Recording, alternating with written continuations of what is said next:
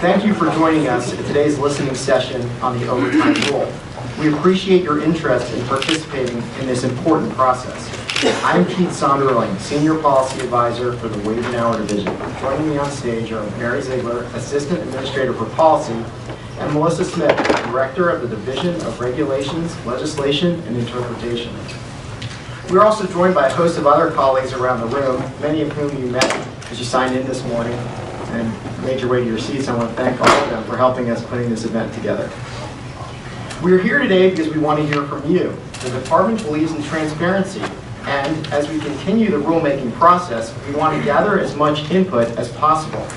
Our role today will be limited to that of a listener, and it is important to note that we are not seeking any collective consensus of those present today.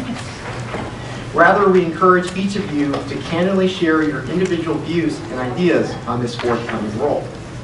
We are happy to answer any basic questions that may come up, but our primary interest and our purpose for being here today is hearing from all of you as you share your own experiences and insights.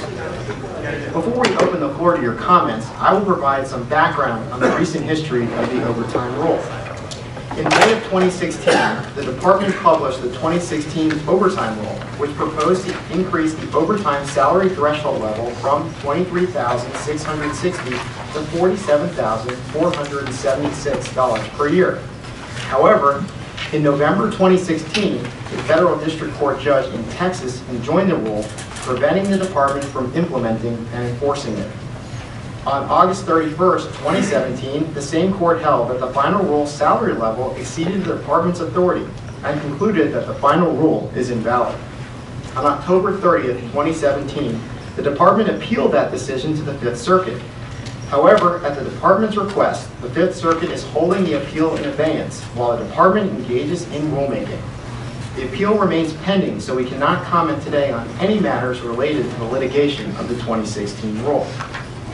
Leading up to this listening session, on July 26, 2017, the department published a request for information regarding the overtime rule. The RFI sought public input on what changes the department should propose. In response, the department received more than 240,000 comments. We will consider those comments as well as your input today in developing a new proposal to revise the regulation, which is called a Notice of Proposed Rulemaking, which we'll refer to as an NPRM. Please note that comments made during this listening session will not be considered comments for the NPRM. We are also not accepting written comments at this time. However, once the NPRM is published, there will be a formal notice and comment period affording all interested parties an opportunity to weigh in. We encourage you to submit formal written comments at that time. Finally, before we begin, a few ground rules and logistics. For those of you who would like to comment, we would ask that you move to the microphones and that you clearly and accurately present your comments. Please state your name and your organization followed by your comment. Initially, we would ask that you try to limit your comments to under 5 minutes to allow time for everyone to have an opportunity to speak. Once everyone has had a chance to be heard, if we have additional time, you may provide further comments. Please be aware that the listening session is being transcribed. Copies of the transcription will be available to the public. As described in the notice, this public listening session gives you an opportunity to provide input on such issues as what is the appropriate salary level or range of salary levels above which the overtime exemptions for bona fide executive, administrative, or professional employees may apply, what benefits and costs to employees and employers might accompany an increased salary level, how would an increased salary level affect real wages, could an increased salary level reduce litigation costs by reducing the number of employees whose exemption status is unclear, could this additional certainty produce other benefits for employees and employers, what is the best methodology to determine an updated salary level?